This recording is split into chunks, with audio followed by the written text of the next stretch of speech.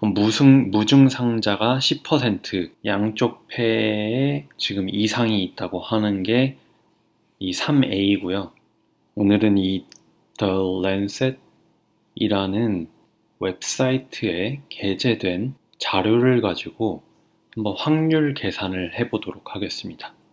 현재 2019년 신종 코로나 바이러스 폐렴이 유행을 하고 있는데 이것을 이 사람들이 99명의 환자를 대상으로 연구된 내용입니다.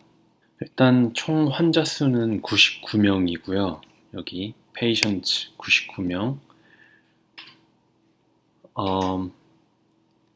평균 나이는 55.5세. 여기 보시면은 39세보다 낮은 비율이 10% 정도밖에 안 되네요. 40세 이상이 90%를 차지한다. 그리고 여성이 32%, 남성이 68%. 직업도 나와 있어요. 자영업자가 굉장히 많은 것을 볼 수가 있습니다.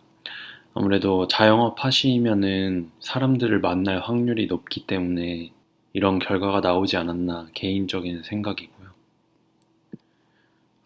화난 시장에 노출된 경우가 한 50% 정도가 되네요. 만성 질환이 있었던 경우가 51%.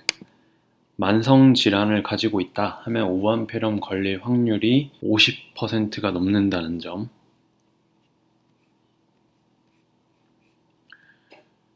여기 증상을 한번 보면 발열 83%, 기침 82%, 호흡기 증상 31%, 몸살 11%, 정신질환 9%, 두통 8%, 목 아픔 5%, 콧물 4%, 가슴 통증 2%, 설사 2%, 메스꺼움, 구토 1%.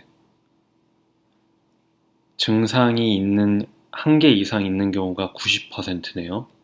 무증상자가 10%다.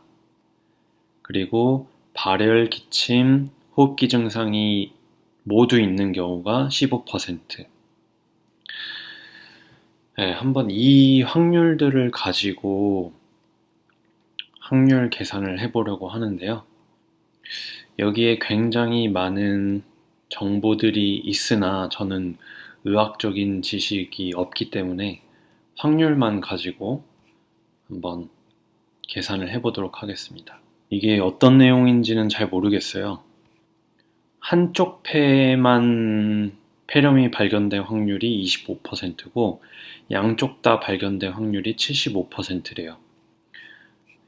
이 사진을 보면은 양쪽 폐에 지금 이상이 있다고 하는 게 이 3A고요. 3B가 호전되었다. 네요. 확인한 내용을 바탕으로 확률 계산을 해볼 텐데요. 이 확률 계산은 실제 감염과는 관련이 없는 단순 수학적 계산이기 때문에 참고만 하시고 확률 공부를 한다고 생각하시면 될 것 같습니다. 방금 본 내용에서 일단 팩트를 추려봤는데요. 만약 만성질환이 있다면 감염될 확률은 51%다. 만약 남성이라면 감염될 확률은 여성보다 2배 높다. 39세 이하라면 감염될 확률은 10%이다. 증상이 없다면 감염될 확률은 10%이다. 일단 이 네 가지 팩트를 가지고 한번 문제를 풀어볼게요. 만성 질환이 있는 39세 남성이라면 만성 질환을 가지고 있고 39세이고 남성이기 때문에 확률로 봤을 때는 end로 P of medical illness and 39 years old and male. 근데 원래 이 end문은 P of A times P, B given A랑 똑같은데 A랑 B가 관련성이 있을 때 사용되는 수식인데요. 모두 독립적인 팩트이기 때문에 단순하게 P of A times P of B가 되겠습니다. 그래서 수식을 나열해 보면 만성 질환을 가지고 있을 확률 곱하기 39세일 확률 곱하기 남성일 때 걸릴 수 있는 확률에서 결과적으로 3.26%가 됩니다. 여기는 많은 variable이 빠져 있는데 예를 들어 외출해서 돌아다닌 시간, 밀접 접촉자 수 이런 것들을 빼고 그냥 수치적인 것만 가지고 계산한 거기 때문에 이렇게 낮은 확률로 계산이 됩니다. 그냥 예시니까요. 두 번째 문제입니다. 만성 질환이 있는 50대 여성인데 증상이 없는 우한에서 온 남자를 만났다면 감염될 확률은?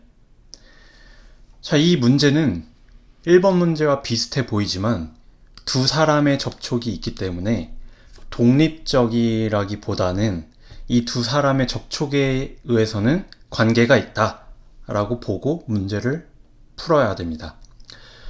그렇다면 이 알파의 여성의 감염될 확률, 이 베타의 남성의 감염될 확률을 독립적으로 따로따로 계산을 하고 그 다음에 관계가 있는 파라미터를 만난 시간으로 가설을 세워놓고 30분 이하라면 30%, 31분에서 60분이면 66%, 61분 이상이면 88%로 가설을 세우고 문제를 풀어보겠습니다. 알파의 감염될 확률은 이 세 개의 파라미터, 독립적인 파라미터를 곱해서 14.69%가 되고요. 베타의 감염될 확률은 독립적인 두 개의 파라미터를 곱해서 6.4%가 나왔습니다.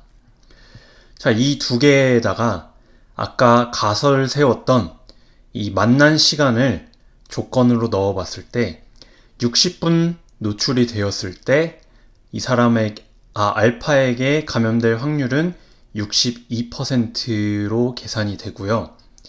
90분 노출되었을 때 알파가 감염될 확률은 0.83%, 즉 0.62%, 0.83%로 1%보다 낮은 확률로 계산이 되는 이유는 기본적으로 베타의 감염 확률이 낮게 측정이 되었기 때문입니다.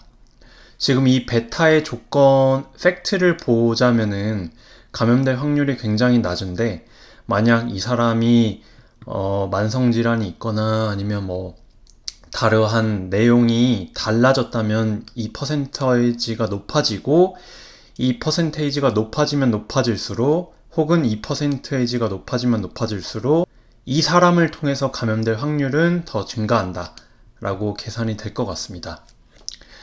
이렇게 저희가 부족한 베리어블을 가지고 확률 계산을 해봤는데요.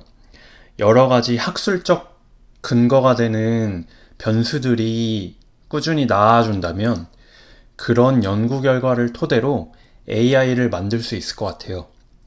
그래서 지금까지 나왔던 유증상자 혹은 확진자에 대한 퍼센테이지를 통해서 아니면 감염 이동 경로를 AI에게 학습시킨 후 새로운 확진자가 발표가 됐을 때 그 새로운 확진자의 이동 경로를 통해서 접촉한 사람들의 감염 확률을 AI가 계산해 줄 수 있을 것 같습니다. 그러면 더 학술적 근거가 되는 확률들이 나오기를 기대하면서 영상 마치겠습니다. 시청해 주셔서 감사합니다.